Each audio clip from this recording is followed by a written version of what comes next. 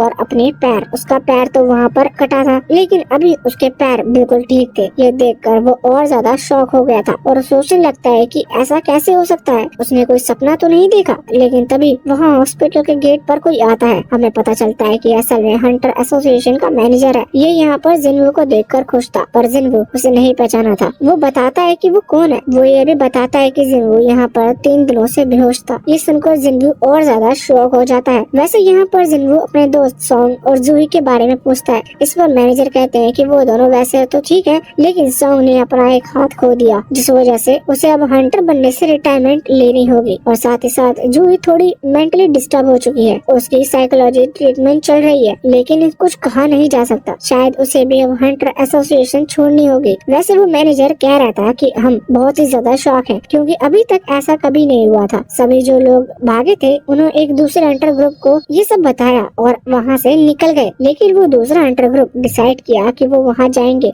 जब वहाँ पहुँचे तो उसे तुम पड़े हुए मिले लेकिन एक अजीब सी चीज हुई। उन्हें कोई भी स्टैचू या फिर कोई भी ऐसा कमरा नहीं दिखा जिसके बारे में सभी तुम्हारे ग्रुप बात कर रहे थे। मैनेजर कहता है कि खुद की जान बचाने के लिए वो लोग झूठ भी कह सकते हैं लेकिन सभी लोग एक ही बात कह रहे थे। इस वजह से इस बात पर थोड़ा सा विश्वास करना पड़ रहा था। वैसे वो इस बात से भी शॉक थे कि आखिर वहाँ पर जिन्वू जिंदा बच कैसे गया क्योंकि जिन्वू कमजोर है और उसका जो साथी है वो वहाँ पर मरा पड़ा था और जिन्वू पूरी तरह से ठीक है, उसे एक खरोच तक नहीं लगी। यहाँ पर मैनेजर कह रहा था कि हमें इस पर शक है कि शायद तुमने अपनी सेकंड अवेकनिंग पूरी कर ली है। जिन्वू को इस सब के बारे में कुछ नहीं पता था। वो जब पूछता है तो मैनेजर बताता है कि ये बहुत रेयर केस में होता है, जैसे कि नॉर्मल ह्यूमन कभी अवेकनिंग कर ले तो वो भी एक हंटर बन सकता है, एक अच्छे लेवल का हंटर। नॉर्मली जो कम लेवल के हंटर हैं अगर वो सेकंड लेवल की अवेकनिंग कर लेते हैं तो उसके बाद ए रैंक या फिर एस रैंक तक भी पहुंच सकते हैं। ये बहुत बड़ी बात है। वैसे जिन्वू को नहीं लग रहा था कि उसने अवेकनिंग की है क्योंकि उसे अपने अंदर कोई खास एनर्जी महसूस नहीं हो रही थी। पर तभी मैनेजर एक डिवाइस दिखाता है जो कि असल में वो पावर चेक करने के लिए यूज करते हैं। यहाँ पर जिन्वू को बस उसके ऊपर हाथ रखना था। वैसे जिन्वू खुश था क्योंकि उसे लग रहा था कि शायद ये उसका बहुत लकी डे हो सकता है। वैसे यहाँ पर मैनेजर मन में सोच रहा था कि जिन्वू ने इतने खतरनाक डेंजर से सर्वाइव कर लिया, इसका मतलब उसकी रैंक ए या फिर एस तो हो ही चुकी है। लेकिन अब जब जिन्वू उस डिवाइस पर हाथ रखता है तो उसके पॉइंट 10 आते हैं। जिन्वू ये सुनकर शॉक था। वो पूछता है कि इसका मतलब क्या है, लेकिन मैनेजर कहता है कि तुम में कोई खास बात नहीं है, ये पॉइंट बिल्कुल नॉर्मल है और तुम सबसे कमजोर हंटर हो। इसके बाद अब वो वहाँ से चला गया था। वैसे हमें ये जानने को मिलता है कि जो ई रैंक के हंटर होते हैं उनका स्कोर पॉइंट 70 के आसपास होता है। इसका मतलब जिन्वू का उनसे बहुत ज्यादा कम है और जबकि ई रैंक से नीचे कुछ नहीं होता। वैसे मैनेजर ये भी सोच रहे थे कि कहीं ऐसा तो नहीं वो जो भी डेंजन था जिसके बारे में बात कर रहे थे वो यहाँ से कहीं गायब हो गया हो, लेकिन अब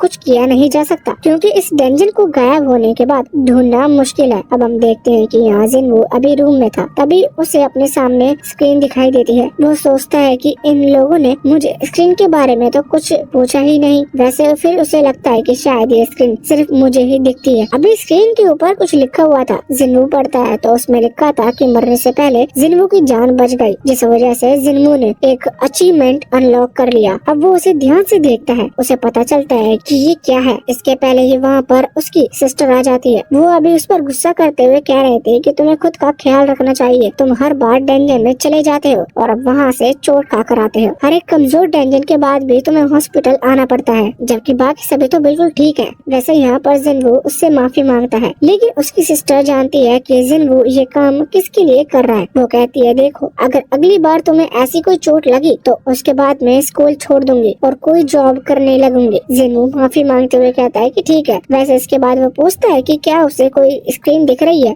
अब यहाँ उसकी बहन को कोई स्क्रीन नहीं दिख रही थी। वो शॉक होते हुए पूछते है कि क्या तुम किस बारे में बात कर रहे हो। यहाँ उसकी बहन को लगता है कि शायद जिन्वू किसी गेम वगैरह के बारे में बात कर रहा है। जिन्वू कहता है कि मुझे यहाँ सामने कुछ मैसेज दिखाई दे रहे हैं, क्या मैं उन्हें ओपन करके देखूं। इस पर उसकी बहन कहने लगती है मेंटल ट्रीटमेंट की जरूरत है, पर जिन्वू कहता है कि नहीं ठीक हूँ मैं, मुझे आराम करना है। अब जब उसकी सिस्टर वहाँ से चली जाती है तो जिन्वू उन मैसेज को पढ़ने लगता है और उसे वहाँ पर कई सारी चीजें दिखती हैं और सामने और भी कई स्क्रीन भी आ गई थी। यहाँ पर उसे कई टास्क भी मिलते हैं। ये डेली टास्क है जिन्हें पूरा करने के बाद जिन्वू को कुछ रिवॉर्ड मिलेगा और साथ ही साथ इसके थ्रू वो थोड़ी इम्प्रूवमेंट भी कर सकता है। बस यहाँ थोड़ी प्रॉब्लम थी, मगर जिन्वू इनमें से किसी टास्क को पूरा नहीं करता या फिर वहाँ कोई क्वेस्ट लिखा हुआ है और उसे जिन्वू नहीं कर पाता तो उसे पेनल्टी लगेगी। अब वो पहला टास्क पढ़ता है। वहाँ पर लिखा था कि रोज 10 किलोमीटर दौड़ना है, 100 सिटअप लगाने हैं और 100 पुशअप लगाने हैं। ये देखते हुए वो सोचता कि शायद ये सिस्टम उसे साइतामा बनाने वाला है। वैसे वो सोचता है कि अभी वो हॉस्पिटल में है, यहाँ पर कुछ भी नहीं कर सकता और उसे सिस्टम की बात पर भी यकीन नहीं था। इस वजह से वो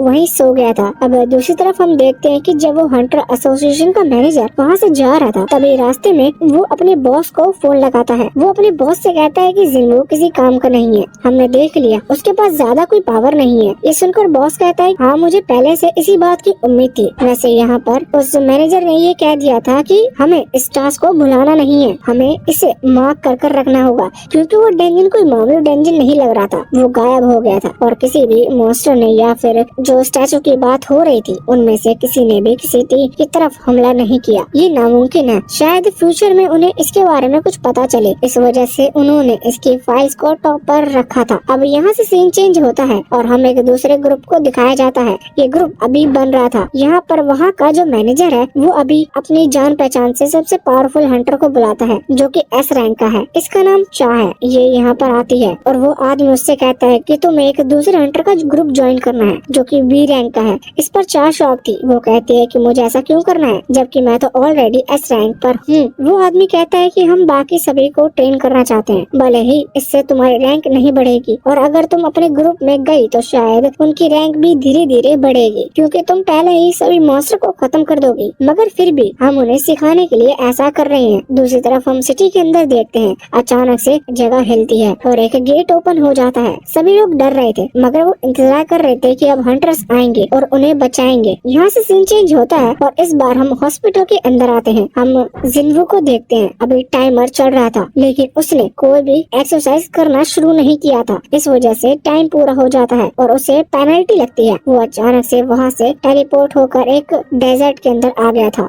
जहाँ उसके पीछे एक बहुत बड़ा जायंट सेंटिपिड मॉन्स्टर पड़ जाता है। वो वहाँ से भागता है, लेकिन वो मॉन्स्टर उसे पकड़ नहीं पा रहा था, बस वो उसका पीछा कर रहा था। वो उसे जानबूझकर भगाना चाहता था। दूसरी तरफ हम देखते हैं कि सच में हॉस्पिटल के अंदर जिन्वू गायब था, क्योंकि जब नर्स वहाँ पर आती है तो वहाँ नहीं था। मतलब जिन्वू अभी अपने सपने में नहीं बल्कि वो रियल लाइफ में एक डेजर्ट के अंदर पहुँच चुका था। यहाँ पर जिन्वू ऐसे भागते भागते उसे 2 घंटे हो जाते हैं। दूसरी तरफ हम देखते हैं कि नर्स परेशान थी। वो पूरा हॉस्पिटल देख लेती है, उन्हें जिन्वू कहीं पर भी नहीं मिलता। अब हम वापस से जिन्वू को देखते हैं। उसे 4 घंटे पूरे होने वाले थे, मतलब वो 4 घंटे से लगातार दौड़ रहा है। अब 4 घंटे जैसे ही पूरे होते हैं तो उसकी पेनल्टी टाइम ओवर हो जाता है। वो इतना ज्यादा थक गया था कि वो वहीं पर बेहोश हो गया था, लेकिन इसके पहले उसने अपने रिवॉर्ड नहीं देखे थे। शायद ये उसे बाद में पता चलेंगे, क्योंकि वो इसके बाद फिर से टेलीपोर्ट होता है और हॉस्पिटल के अंदर आ जाता है। बाकी नर्स जब उसे देखती है तो वो बहुत ज्यादा शॉक हो गई थी। ये तो यही है। अब अगले दिन जब जिन्वू उठता है तो वो फैसला करता है कि वो कमजोर बनकर नहीं रहेगा, उसे स्ट्रॉन्ग बनना होगा और अब वो सारे टास्क पूरे करेगा। सबसे पहले तो वो सभी अपनी सिस्टर को कॉल लगाता है और कहता है कि अब तुम्हें चिंता करने की जरूरत नहीं है, मैं अब कमजोर नहीं रहूंगा, मैं बहुत ही स्ट्रॉन्ग होने वाला हूँ। इसके बाद वो अपने टास्क को पूरा करने के लिए निकल चुका था। टास्क धीरे धीरे ऊपर बढ़ेंगे, इसका मतलब उसे ज्यादा प्रॉब्लम नहीं होगी। वैसे कुछ दिन बीत जाते हैं और अब हम जूही को देखते हैं। उसे कॉल आया था जिसमें उसे एक रैंक डी के डंजन में बुलाया था, मगर वो मना कर रही थी। मगर वो जो आदमी था वो बताता है कि जिन्वू अब होश में आ चुका है और उसने तो ट्रेनिंग करना भी शुरू कर दिया है। ये सुनकर जूही खुश थी। वो तुरंत ही जिन्वू से मिलने के लिए हॉस्पिटल में पहुंच जाती है। हॉस्पिटल के अंदर हम देखते हैं कि जब वो आ रही थी तब वहाँ पर कुछ नर्स आपस में बात कर रही थी।